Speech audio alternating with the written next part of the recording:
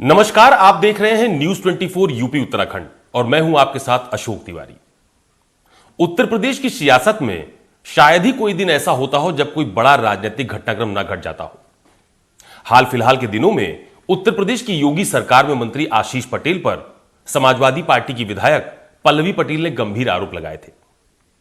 UP विधानसभा का सत्र जब चल रहा था तो उस वक्त भी पल्लवी पटेल ने आशीष पटेल के विभाग में भ्रष्टाचार का आरोप लगाते हुए कार्रवाई की मांग की थी। विधानसभा के बाहर चौधरी चरण सिंह की प्रतिमा पर वो देर रात तक धरने पर भी बैठी थी। बाद में संसदीय कार्य मंत्री सुरेश खन्ना की मौजूदगी में उन्होंने धरना समाप्त किया था और उन्हें यह आश्वासन दिया गया था कि सदन के भीतर वो इस मामले पर चर्चा कराएंगे।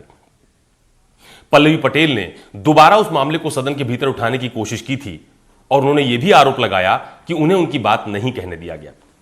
लेकिन यह मामला वहीं तक नहीं रुका, यह मामला अब और आगे बढ़ गया है।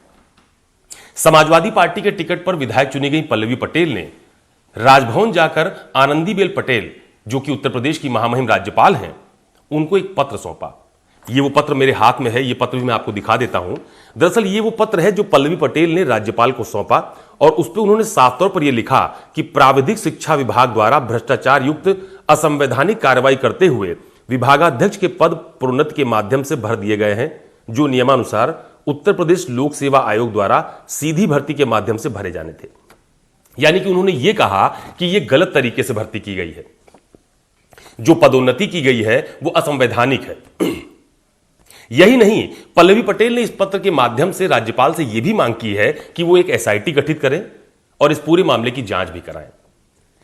पत्र देने के बाद पल्लवी पटेल लगातार इस बात का आरोप आशीष पटेल पर, जो कि उनके रिश्तेदार भी हैं, उनकी बड़ी बहन अनुप्रिया पटेल जो कि केंद्र सरकार में मंत्री हैं, उनके पति हैं और उत्तर प्रदेश की योगी सरकार में कैबिनेट मंत्री भी हैं। आशीष पटेल के ऊपर जो गंभीर आरोप लगाए गए, कई बार आशीष पटेल ने उनका अपने सोशल मीडिया साइट्स के माध्यम से जवाब भी दिया। उन्होंने कहा कि अगर उनके द्वारा जो भी कार्य विभाग में किया गया है वो गलत है तो उसकी सीबीआई से जांच करा ली जाए और ये गंभीर आरोप जो उनके ऊपर लगाए जा रहे हैं वो पूरी तरह से गलत है। लेकिन इस पूरे राजनीतिक घटनाक्रम में एक नया मोड़ आज आया है, जब आशीष पटेल राजधानी लखनऊ में अपना दल एस यानी अपना दल सोनेलाल पटेल की वार्षिक मासिक बैठक में संबोधन दे रहे थे।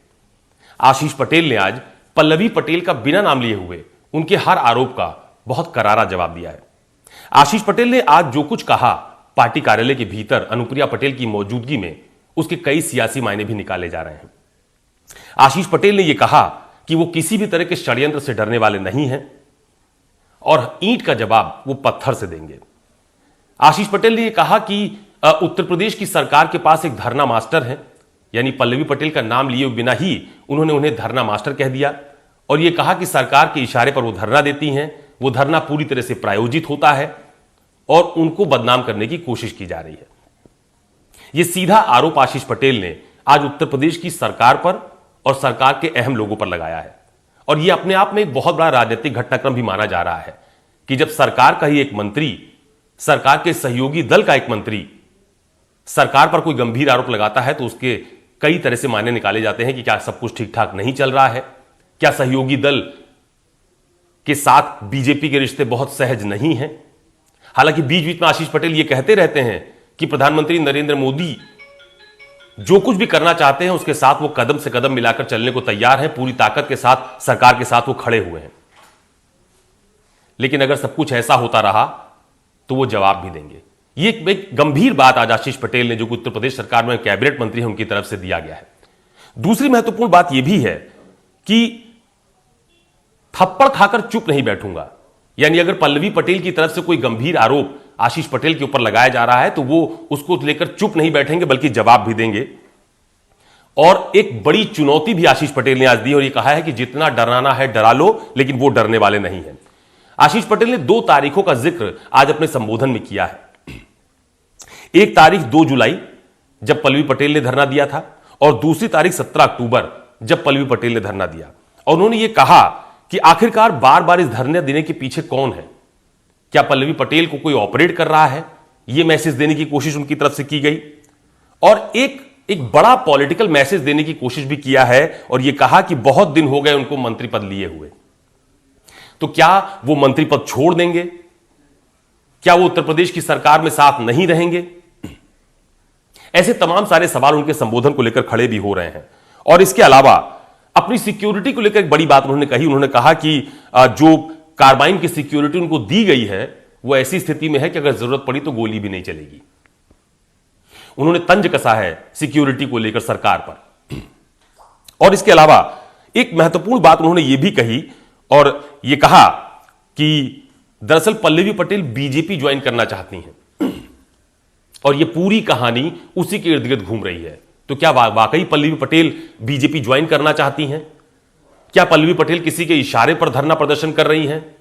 आखिरकार पल्लवी पटेल को आशीष पटेल के विभाग की महत्वपूर्ण जानकारियां कौन दे रहा है?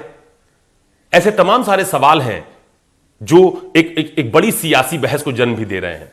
फिलहाल पल्लवी पटेल लगातार इस मांग पर अड़ी हुई हैं कि आशीष पटेल के विभाग में जो भ्रष्टाचार हुआ है उसकी एसआईटी से जांच होनी चाहिए।